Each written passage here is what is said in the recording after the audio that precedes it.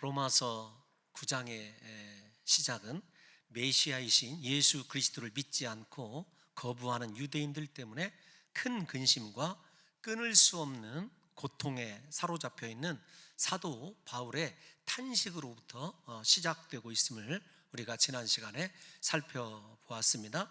왜 그렇게 근심하고 고통하는가 하면 유대인들이 구원자이신 예수 그리스도를 충분히 알 수 있는 다른 민족이 가지지 아니한 특별한 권리들과 은혜가 유대인들에게 있었음에도 불구하고 그들이 예수 그리스도를 믿기를 거부하는 것 때문에 사도 바울이 크게 고통하는 것을 우리가 생각해 보았습니다.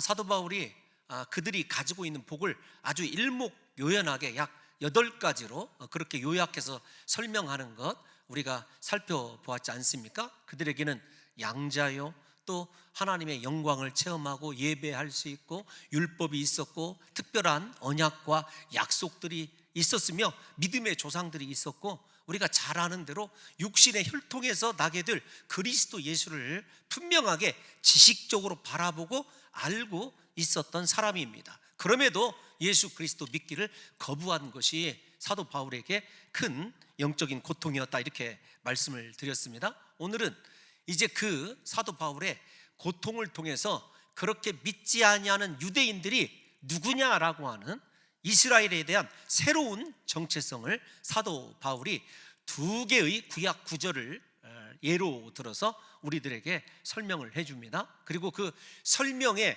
근저에는 왜 그들이 그렇게 예수 그리스도를 충분히 알 수 있는 특권과 지식이 있었음에도 거부했는가라고 하는 근거를 제시하는데, 그 근거는 한마디로 말씀을 드리면 은혜에 대하여 무감각해져 있기 때문입니다. 무슨 말이냐면 하나님이 주신 은혜와 특권이 너무도 컸어요. 그래서 그 뒤에 계신 그 특권들을 붙잡고 계신 하나님을 점점 바라보지 못하게 되고 잃어버린 결과입니다. 주님께서 우리에게 경고하시는 것이 한 가지 있는데, 그것이 무엇이냐면 우리가 누구인지 그리고 우리를 구원해 주신 하나님 은혜에 대해서 무감각해지는 것을 하나님이 제일로 그렇게 싫어하시는 것을 볼 수가 있습니다.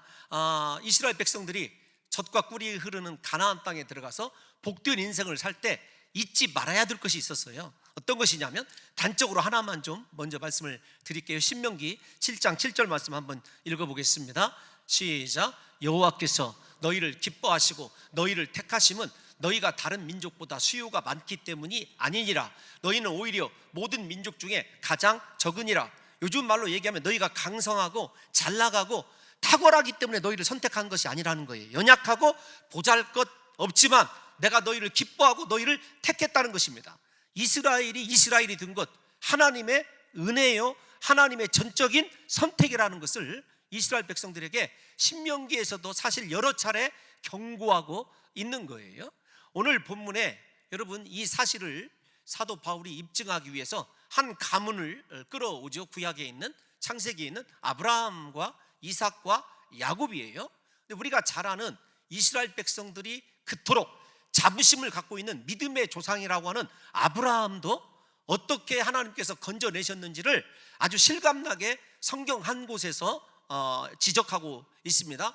무슨 뜻이냐면 이 내용을 보게 되면 아브라함에 대해서 그렇게 신랄하게 지적한 곳 하면 우리 사랑하는 성도 여러분들이 창세기를 생각하기가 쉬운데 그렇지 않아요. 여호수아가 마지막 유언과 같은 가나안 땅 정복을 마쳤을 때 이스라엘 백성들에게 우리가 누구인지를 잊지 말아라, 네가 누구인지를 잊지 말아라 하고 하는 그런 유언을 남길 때 제일로 먼저 아브라함이 어떻게 구원을 받았는지 아브라함의 실상에 대해서 이렇게 이야기를 하거든요. 여호수아 24장 2절에서 3절 길지만 함께 읽어보겠습니다. 시작.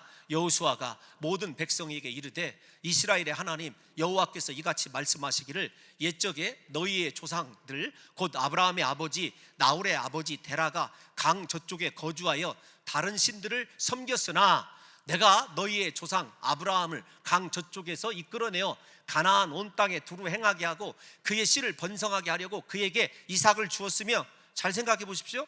너희가 그토록 든든한 구원의 반석으로 생각하는 아브라함을 강 저편에서 아브라함이 어떻게 하고 있었어요? 조상들과 함께 우상을 섬기고 다른 신들을 섬기고 있었던 그들을 가나안으로 이끌어와서 하나님의 언약을 주고 믿음의 조상이 되게 하신 것, 아브라함 때문이 아니라 누구라고요? 하나님이 그렇게 하셨다는 거예요. 오늘 두 개의 신명기와 여호수아에 있는 말씀을 읽어보게 되면 이스라엘이 된 것 하나님이시고, 하나님의 전적인 선택과 하나님이 기뻐하시는 은혜 때문에 아브라함도 이스라엘도 조성되고 가나안 땅에서 그들이 정말로 하나님이 주시는 놀라운 은혜와 축복을 누리며 살아가게 되었다는 것입니다. 그런데 이스라엘 역사를 바라보게 되면 그들이 축복이 더해지고 그들의 삶이 형통하면 형통할수록 하나님께 감사하고 하나님의 은혜를 기억한 것이 아닙니다. 하나님을 잃어버렸어요. 그래서 하나님께서 신명기에서 제일로 많이 걱정하시면서 경고하는 말씀이 여호와를 기억하라는 거예요. 하나님을 잊지 말라는 것입니다. 근데 오늘날 우리가 신앙생활하는 우리의 모습을 보게 되면 하나님이 우리에게 베풀어 주신 외적인 은혜가 크면 클수록 내적으로 하나님께서 나를 부르시고 나 같은 죄인을 선택하신 그분의 은혜를 여러분 희석시키고 잃어버린 경우가 우리에게도 흔하게 일어나는 것을 보게 됩니다. 그건 성경적으로도 마지막 계시록에서도 하나님께서 경고하시는 거예요. 우리가 요한계시록 2년 동안 살펴보았지 않습니까?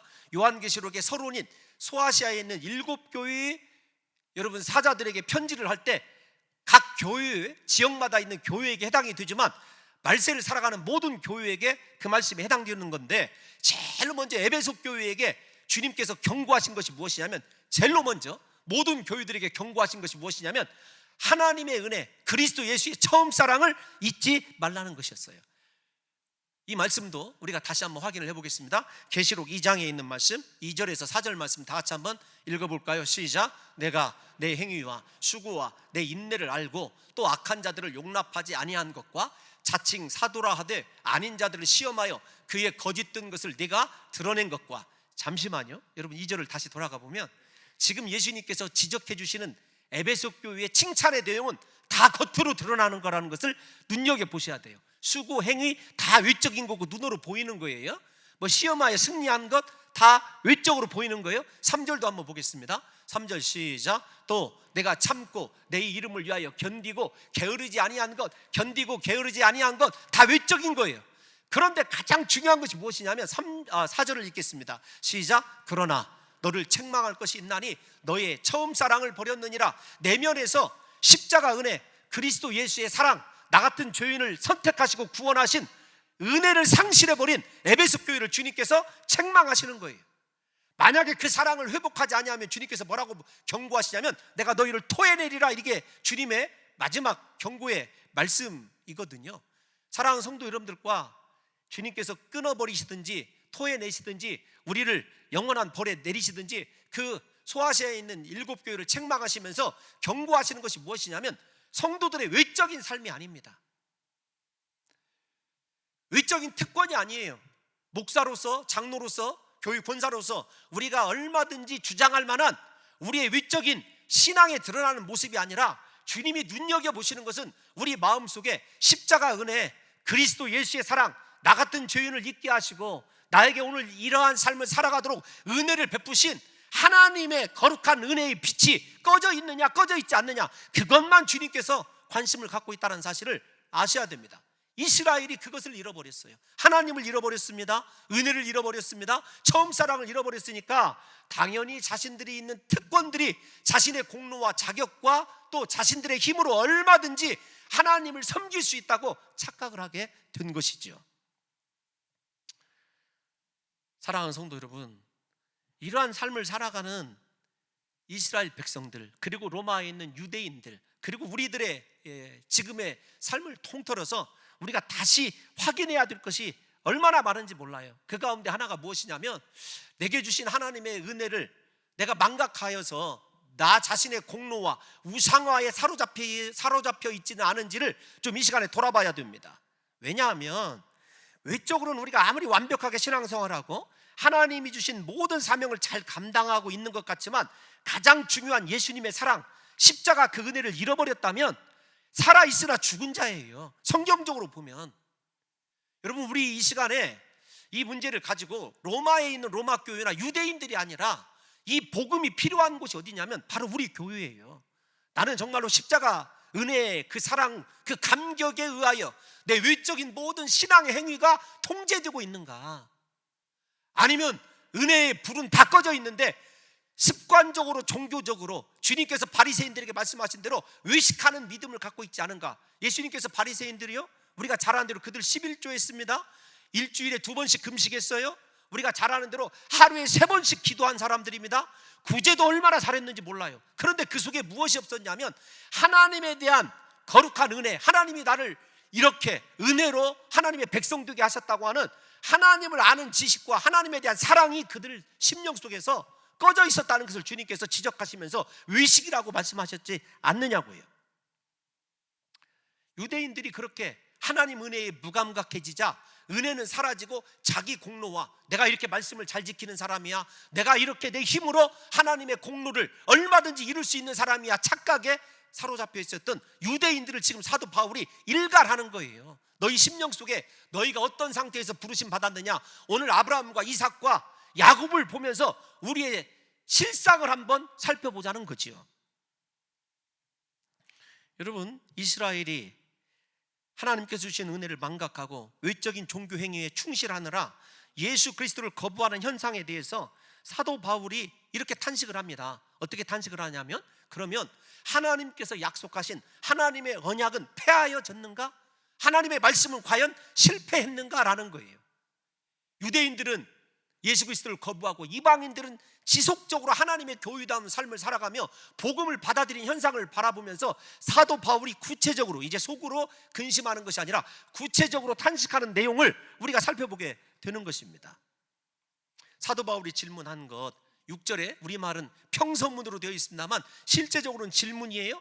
그렇다고 한다면 과연 이스라엘에 가신 하나님의 약속은 폐하여진 것이냐라는 것에 대해서 하나님께 사도 바울이 이 말씀을 받아서 유대인들에게 설득하려고 하는 장면인데, 사랑하는 성도 여러분, 결론으로 좀 말씀을 드리면 하나님은 영원하신 분이기 때문에 하나님의 약속, 하나님의 말씀을 결단코 실패하지 않는 줄로 믿습니다. 여러분, 이런 관점에서 좀 이 말씀을 들어가 보면 그 하나님이 왜 실패하지 않았는가라고 하는 것을 이야기하기 위해서 이스라엘이 실패했을지언정 하나님은 실패하지 않았다라고 하는 것을 이야기할 때 직접적으로 사도 바울이 이런 말씀을 던져요. 어떤 거냐면 이스라엘이라고 해서 모두 다 이스라엘이 아니다. 6절 하반절에, 우리가 읽은 본문 6절 하반절에 이렇게 이야기하거든요.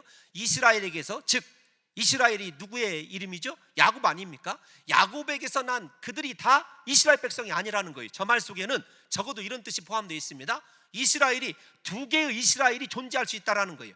이스라엘 속에 또 다른 이스라엘이 존재할 수 있다는 것입니다.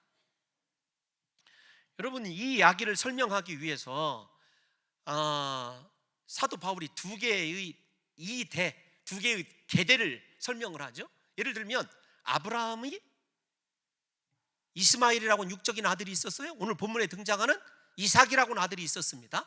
또 이삭에게도 2명의 아들이 있었어요. 에서가 있었고 차자인 야곱이 있었어요. 그런데 하나님께서 이스마엘은 버리시고 이삭을 선택하셨습니다. 또 이삭에게서 난 2 아들 가운데 에서는 일단 이렇게 표현을 할게요. 버리셨고 야곱은 선택하셨어요. 이것이 우리의 하나님의 선택의 은혜와 어떤 상관이 있느냐, 우리가 정말로 다 이스라엘이라고 이야기할 수 있느냐라는 것을 이야기하는 거예요. 이 설교가 조금 뒤죽박죽인 것 같지만 신약에서도 주님이 이것을 극명하게 이야기를 하십니다. 어떻게 이야기하시냐면, 우리 마태복음 주일 오후에 마태복음에는 예수님의 5편의 설교가 실려져 있어요. 5편의 설교를 강의한 적이 있습니다. 마지막 설교가 종말에 관한 설교이거든요. 근데 종말에 관한 설교의 끝이, 결론이 어떤 것이냐면 예수님께서 양과 염소를 일종의 교회 안에서 나누시는 것이 마지막 예수님의 교훈이에요. 설교의 마지막 결론이 양과 염소를 나누시는 거예요. 그래서 제가 늘 강조하는 것이 어떤 것이냐면, 복음은 선교지에도 필요하지만 복음이 제일로 필요한 것은 바로 교회 내다, 이렇게 생각을 하고 있습니다. 일부 때도 사실대로 여러 차례 제가 고백을 했지만 저와 제 아내가 제일로 기도하는 것은 무엇이냐면, 하나님께서 우리 교회에 보내주신, 제가 좀 교만스럽게 표현을 하면 저에게 맡겨주신 귀한 영혼들이 단 한 사람도 실족지 아니하고 천국에 들어가는 것이 제 목표의 가장 큰 목표예요. 몇 명 모이느냐, 교회가 어떻게 성장하느냐는요, 두 번째, 세 번째 문제예요. 보내주신 모든 성도들이 진짜 이스라엘이 되어서 그냥 이스라엘이 아니라, 육적인 이스라엘이 아니라 하나님과 살아있는 말씀을 통한 교제를 이루는 이스라엘이 되어서 천국 백성 되게 하는 것이 저의 가지고 있는 가장 큰 짐이자 사명이거든요. 사랑하는 성도 여러분, 이 말씀을 좀 다시 이렇게 로마서로 돌아와 보면 사도 바울이 모두 다 이스라엘이 아니다 라고 하는 것을 이미 로마서 2장에서 한번 유대인들에게 경고한 적이 있습니다. 우리 다 같이 로마서 2장 28절에서 29절 말씀 한번 읽어볼까요? 시작. 무릇 표면적 유대인이 아니요, 잠깐만요, 겉으로 드러난 아브라함의 씨라고 해서 다 유대인이 아니라는 거예요. 시작. 표면적 육신의 할례가 아니다, 육체에 행하는 할례가 아니라는 겁니다. 29절 시작. 오직 이면적 유대인이며 할례는 마음에 할지니 영에 있고 율법 조문에 있지 아니한 것이라. 그 칭찬이 사람에게서가 아니요 다만 하나님에게서니라. 단도직입적으로 말씀드리면 너희 사람에게 칭찬 들으려고 하지 말아라. 사람에게 칭찬 들으려고 하니까 드러나는 외적인 신앙의 행위에 초점을 맞춰요. 칭찬은요 하나님 해주시는 건데, 그 칭찬을 하나님께서 어떤 사람을 칭찬하시냐면 겉에 육체의 할례를 행한 사람이 아니라 마음의 할례를 행해서 그 심령이 변화된 사람, 영이 성령에 의해서 그렇게 교제하고 하나님의 뜻을 이루는 그 사람이 진짜 하나님께 칭찬받는 사람이에요. 그러니까 우리에게 겉으로 드러나는 유대인이라고 하는 육체적 혈통이 중요한 것이 아니라 내가 성령에 의해서 내 마음에, 육체가 아닙니다, 할례를 받아서 내 마음이 어떻게 변화되어서 그리스도의 형상을 실현해 내느냐, 하나님의 형상을 회복해 내느냐, 이것이 가장 큰 우리의 관심이어야 되고, 하나님은 그런 사람만 칭찬하셔요. 우리 신앙의 본질을 다시 생각해야 된다니까요. 제가 여러분들에게 충성하지 말아라, 헌신하지 말아라 그런 뜻이 아닙니다. 우리가 냉정하게 말씀드리면 새로운 심령의 변화 없이, 성령의 감동 없이도요, 그리스도의 십자가 사랑 없이도 얼마든지 사역 열심히 하고 헌금 생활 할 수 있고 이렇게 예배 생활 할 수 있다니까요. 그런데 그런 것은 하나님의 선택의 은혜와는 전혀 무관한 사람들이에요. 죄송하지만 주님께서 교회를 오른편과 왼편으로 나눌 때 우리가 어디에 서 있을 수 있는 자냐라고 하는 것은 겉으로 드러난 직분이 무엇이냐, 신앙생활 외적으로 어떻게 하느냐, 내가 어떤 사람이냐가 중요한 게 아니라 내가 성령으로 내 마음속에 할례를 행하여 내가 진실로 변화받은 예수의 사람이냐, 그것만이 우리의 유일한 참 이스라엘된 표지라는 것을 사랑하는 성도 여러분과 제가 알아야 된다는 것입니다. 사랑하는 성도 여러분, 그러므로 구원은 이스라엘 공동체 모두에게 무조건적으로 주어지는 것이 아니라 이스라엘 개인이 예수 그리스도를 구주로 믿는 영적인 이스라엘로 거듭났을 때 허락되는 거예요. 그 사실을 사도 바울이 설명할 때에 사랑하는 성도 여러분들과 제가 오늘 이제 이 이삭의 두 아들, 그 다음에 거꾸로 올라가서 이스마엘과 이삭과 비교하면서 좀 더 깊이 살펴보려고 생각을 하고 있습니다. 아브라함의 후손이 다 아브라함의 후손이 아니라 이삭에게서 난 자만이 아브라함의 씨다, 7절 말씀에 그렇게 이야기하고 있는데, 이스마엘이라고 하는 아브라함의 아들은 비록 육적인 아브라함의 정확히 얘기하면 장자입니다. 큰아들 아닙니까? 그런데 여러분, 그는 영적인 후손은 아니라고 성경이 얘기하고 있어요. 왜냐하면 단순히 아브라함의 씨에 지나지 않아요. 그에게는요 약속의 말씀이 없었어요. 이삭과 이스마엘의 차이점이 뭐냐면, 이것이 아주 굉장히 중요한 사도 바울의 표현의 핵심인데, 이스마엘에게는 하나님의 약속의 말씀이 없었고 이삭에게는 하나님의 약속의 말씀이 있었다. 이 차이예요, 이 차이. 우리 9절 말씀, 오늘 본문 9절 말씀 한번 읽어볼까요? 9절 시작. 약속의 말씀은 이것이니 명년 이때 내가 이르리니 사라에게 아들이 있으리라 하심이라. 아멘. 이스마엘은 말씀 없이 낳은 아들이고 이삭은 약속의 말씀을 통하여 태어난 아들이다. 이 차이가 여러분 유일한 차이예요. 이걸 한번 생각을 해보십시다. 좀 여기서 생각해야 될 게 어떤 거냐면, 우리가 신앙생활하고 다 아브라함의 후손이에요. 그런데 나에게 과연 하나님의 약속의 말씀이 내 속에서 역사함으로 말미암아 내가 그 말씀에 반응하고 말씀 속에서 역사하시는 성령의 뜻대로 살아가는 사람은 이삭이에요. 그와 반대로 하나님의 계획과 상관없는 아브라함의 인간적인 교인은 교인이에요. 교회도 열심히 다니고 신앙생활도 하는 것 같아요. 그런데 그 속에 하나님의 약속의 말씀이 없어서 말씀을 두려워하지 아니하고 진리의 영이신 진리의 말씀과 역사하시는 성령이 교통하지 못하는 사람은요, 이스마엘이에요. 오늘 그것을 우리에게 이야기해주고 있거든요. 이것을 제가 어떻게 설명할까 여러분들에게 고민하다가 예수님께서 내 살을 먹고 내 피를 마시는 자라야 내 백성이다, 요한복음 6장에 보면 그렇게 말씀하시니까 사람들이 다 떠나요. 주님께서 제자들에게 이렇게 물어보십니다. 너희도 나를 떠나려느냐? 이렇게 질문을 하셔요. 그때 중간에 주님께서 뭐라고 말씀하시니? 말씀에 대해서, 약속의 말씀에 대해서 어떻게 얘기하시냐면 요한복음 6장 63절에 보면 이렇게 얘기를 하고 있어요. 시작. 살리는 것은 영이니 육은 무익하니라. 내가 너희에게 이른 말은 생명이라. 다른 것이 아닙니다. 하나님의 말씀이 내 영생이고 하나님의 말씀이 내 생명이에요. 약속의 말씀이 있었다라는 것은 하나님의 생명이 누구에게요? 이삭에게 있었다는 것이에요. 이스마엘이 아닙니다. 오늘 우리도 마찬가지입니다. 하나님의 영생, 하나님의 생명이 우리 속에 심겨져 있는 사람은 하나님의 말씀이 믿어질 뿐만 아니라 그 말씀에 의하여 다스림 받기 때문에 하나님 나라가 우리의 심령 가운데 이루어진 사람이어야 돼요. 여러분 생각해 보십시오. 여러분의 인생을 이끌고 가는 것, 생명이신 영생의 말씀, 하나님의 말씀에 의하여 여러분의 삶이 다스림 받고 있습니까? 아니면 여러분들이 하나님의 말씀을 통제하고 거꾸로 다스리고 있습니까? 오늘날 우리 중심이 하나님께 드려져서 하나님 말씀에 순종하고 말씀이 이끄는 대로 따라가는 삶, 그것이 영생이고 살아있는 아브라함의 씨이고 그 사람만이 하나님께서 선택한 참 이스라엘이라는 거죠. 여러분, 예수님께서 이스라엘이 두 개가 있다는 것을 예수님도 말씀하셨어요. 사도 바울의 말만 아닙니다. 우리가 요한복음 1장을 읽어보면 나다나엘 이야기가 나와요. 빌립이 예수 그리스도의 제자로 부르심 받고 제일로 먼저 그의 친한 친구 나다나엘을 데려오니까 예수님께서 나다나엘아, 이는 참 이스라엘 사람이다, 이렇게 얘기해요. 거짓 이스라엘과 참 이스라엘을 주님께서 구분해 내시거든요. 우리도 마찬가지입니다.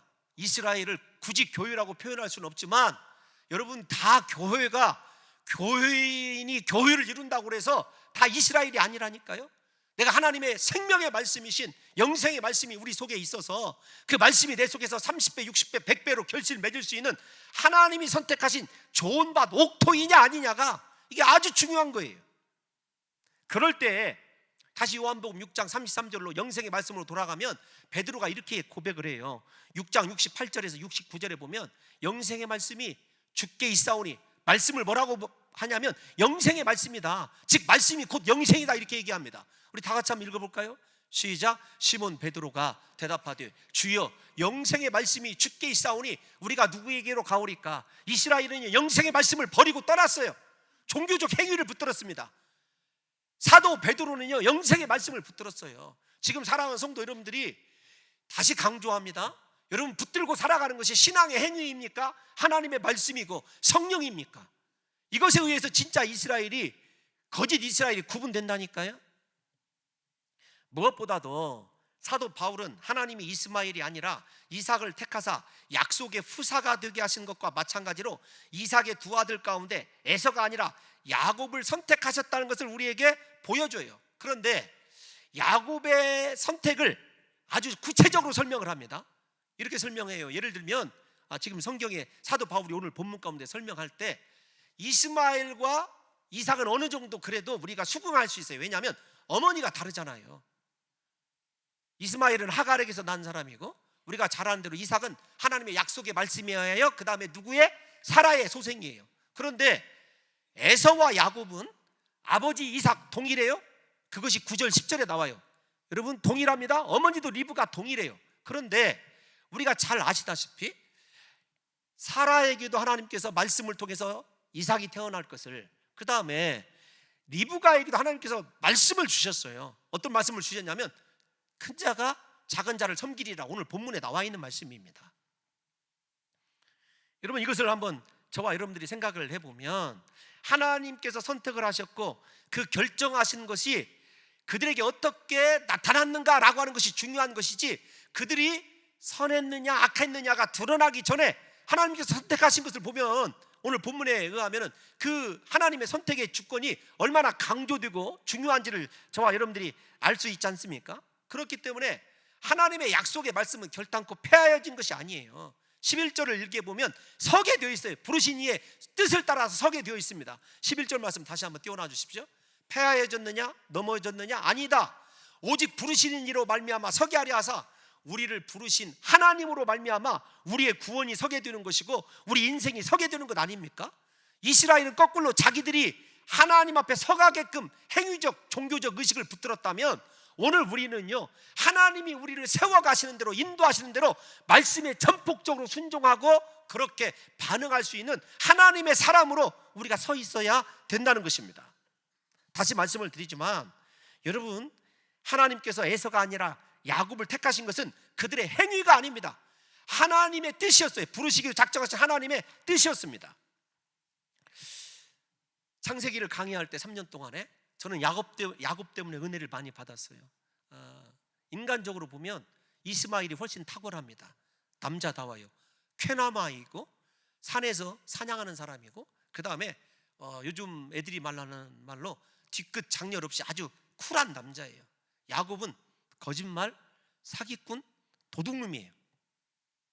제가 야곱을 보면서 은혜를 많이 받았어요. 나 야곱과 좀 비슷하다. 제 성향이 저는 야곱과 비슷하기 때문에 은혜를 이제 받은 내용을 얘기를 좀 해드리려고 그러는데, 뭐 야곱과 공통점이 뭐냐? 제가 창세기 강의 책에다도 써놨습니다만 로맨티스트예요.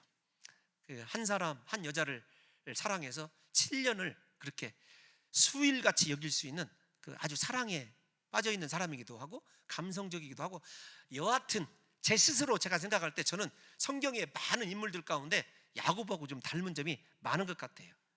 그런데 하나님께서 그렇게 인간적으로 보면 완벽한 이스마엘이 아니라 흠도 많고 점도 많고 허물투성인 야곱을 선택했다? 그 야곱을 강의하면서 제가 이 소망, 희망을 발견했어요. 하나님이 야곱을 포기하지 아니하시고 그렇게 끝까지 그의 장중에 붙들어 가시는 그 장면을 생각하면서 적어도 홍 목사의 하나님이 너도 포기하지 않겠구나, 하나님이 너도 끝까지 붙들고 가겠구나라고 하는 제가 은혜를 받은 적이 있습니다. 사랑하는 성도 여러분들과 제가 한번 이 야곱의 인생을 놓고 생각해 봐야 돼요. 하나님이 인간적인 자격과 조건 혹은 인격이나 성품 이런 것들로 선택하시는 것이 아니라 야곱을 선택하는 것, 그걸 보면서 하나님의 일방적인 은혜와 사랑을 좀 발견할 수 있는 것 아니에요? 사람은요, 자기 조건에 맞는 사람, 외적으로 볼 때 탁월한 사람, 외모가 뛰어난 사람, 실력 있는 사람을 좋아해요. 그런데 하나님은 그렇지 않더라고요. 좀 부족해도, 저같이 못나도, 허물 많아도 그분이, 이걸 저는 그냥 이렇게 얘기하는데, 신비한 그분만의 사랑 방식이에요. 하나님이 사랑에 의해서 야곱이 선택받은 것입니다.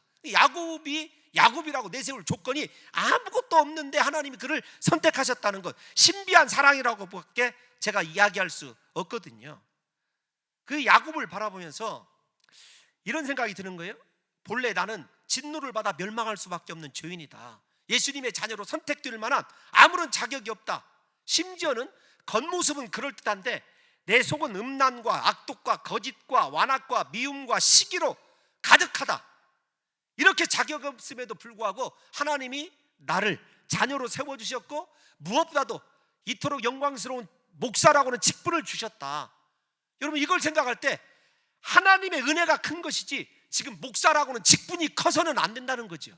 이스라엘 백성들에게 지금 이야기하는 것이 그거예요. 저와 여러분들도 동일하게 좀 생각해 봐야 될 게 어떤 거냐면, 내가 죄인이라는 사실을 인정하고 나 같은 죄인이 구원받게 된 거 하나님의 은혜라고 생각하면 그 은혜에 매여 있어야 되지, 지금의 내 직분과 지금의 내가 받은 축복 때문에 하나님의 그 은혜, 하나님과 나와의 첫 만남을 잃어버린다고 한다면, 그 사랑이 상실되었다고 한다면 그 사람은 진짜 이스라엘이 아니라는 거예요.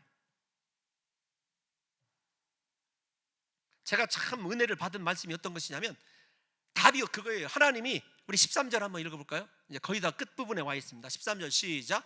기록된 바 내가 야곱은 사랑하고 에서는 미워하였다 하심과 같으니라. 이유가 뭐냐? 하나님이 그냥 사랑하셨대요. 여러분, 사랑에 이유가 있는 거 보신 적 있습니까? 이유가 있는 사랑은 사랑이 아니죠. 우리가 하나님의 사랑을 조건 없는 사랑 이렇게 얘기할 때 하나님이 조건을 보셨으면요, 제가 도저히 목사가 될 수 없다니까요. 그런데 하나님이 사랑하셨어요. 무조건적으로 사랑하셔서 하나님께서 저를 여기까지 이끄셨고, 우리 사랑하는 성도 여러분들도 하나님이 무조건 사랑하셔요. 그 야곱의 이야기를 보면서 나도 소망이 있겠구나, 하나님의 그 사랑이 나를 영원토록 포기하지 않겠구나, 우리 사랑하는 성도 여러분들이 저와 마찬가지로 좀 확신을 얻으시기를 예수님의 이름으로 축원합니다. 이만큼 하나님의 주권, 하나님의 사랑이 이스라엘에게 작용하고 있었던 거예요. 이스라엘이 고백하고 선포해야 될 것은요, 하나님의 사랑이, 하나님의 은혜가 나를 잊게 하셨습니다. 이거 한 가지밖에 없어야 돼요. 우리도 마찬가지예요. 날마다 입술을 열어 고백할 때 나의 나된 것은 하나님의 은혜입니다. 내가 이렇게 살아가는 것, 나를 희한하게 신비하게 사랑하시는 하나님의 사랑 때문입니다. 이것이 믿어지면 그 사람이 참 이스라엘이니까요. 환장하겠네. 이것을 지금 사도 바울이 이야기하는 거예요. 신학적으로 선택과 유기라는 말, 하나님께서 선택하시고 버리셨다고 하는 거죠. 야곱이 택함을 받은 것은요, 이 하나님의 사랑 때문이고 중요한 것이 있는데, 그런데 앞에서 설명을 해드렸어요. 야곱이 선택받은 거 행위나 조건이 아니다, 11절에서 강조했거든요. 그래도 11절 시간이 가지만 다시 확인하고 할게요. 시작. 그 자식들이 아직도 나지 아니하고 무슨 선이나 악을 행하지 아니한때. 그러니까 여러분, 우리가 선을 행하고 악을 행하는 그 행위가 우리의 구원을요 변개시킬 수 없어요. 우리의 구원은 창세 전부터 계획되어 있는 줄로 믿습니다. 그러면 우리가 날마다 하나님의 은혜에 사로잡혀 살아가야 되는데, 그 은혜 놔두고 날마다 행위적인 것에 빠지게 되니까 외식하고 겉으로 드러나는 것에 치중하게 되는 것인데, 지금 그 이야기를 하고 있는 거예요. 근데 제가 은혜 받은 것은 저 말씀이 아니에요. 어떤 것이냐면 에서는 미워하였다라는 말씀이에요. 에서는 미워하였다. 근데 우리말 성경에 에서는 미워하였다 이렇게 되어 있는데, 원어를 들어가 보면 미워하였다는 말보다도 에서는 하나님이 그냥 버려두셨다 이렇게 해석을 해야 좀 더 맞아요. 하나님이 그냥 버려두셨어요. 제가 이거 쉽게 설명할 수 있습니다. 여러분, 미움도 사랑에서 나오는 거예요. 미움도. 제가 지금 설교 망하고 있는 거 맞죠? 여러분, 미움도 사랑에서 나오는 거예요. 가장 무서운 것이 무엇이냐면 무관심입니다. 내버려 두는 거예요. 제가 만약에 하나님께서 보내주신 우리 귀한 성도들에 대해서 무관심하다, 여러분들을 위해서 기도하지 못한다, 그래도 어쨌든 성도들의 막 이름을 불러가면서 기도하려고 한다, 여러분, 그러면 그래도 여러분 조금 이만큼의 진정성이라도 느껴지지 않습니까? 그런데 제가 무관심하다, 여러분 자녀들이 부모들에게서 받는 가장 큰 상처가 무엇인 줄 아십니까? 무관심이에요. 하나님이 내버려 두셨어요. 그런데 이거 잘 들으셔야 돼요. 제가 이제 은혜 받은 것이 어떤 거냐면, 무관심하고 내버려둔 에서는 야곱의 자식들이 집안 간도 없이 떠도는 목자로 살아가고, 마지막 순간에는 애굽에 내려가서 종살이하고 있을 때 이스마엘뿐만 아니라 에서의 후손들은 제국을 이루고 있었어요. 신명기에 그게 배경이거든요. 신명기 말씀이에요. 인간적으로 생각할 때 다시요, 하나님이 사랑해서 선택했다고 한 야곱은 물질적으로, 제가 또 이렇게 설교하면서 우리 성도 여러분들에게 가난하게 살아라 이런 뜻이 절대 아닙니다. 잘 들으셔야 돼요. 그런데 하나님께서 이스라엘 백성들을 그렇게 에서는 내버려둔 에서는 나라가 융성하고 철기 문화를 이루고, 그 다음에 종교적 사회적으로요 큰 기틀을 이루고 있을 때 그들은 겨우 70명 되어서 애굽으로 종살이하러 갔다니까요. 아니, 이게 하나님의 사랑의 관점에서 여러분 이해가 되시냐고요. 근데 하나님께서 결국은 이스라엘을 구원해 내셔요.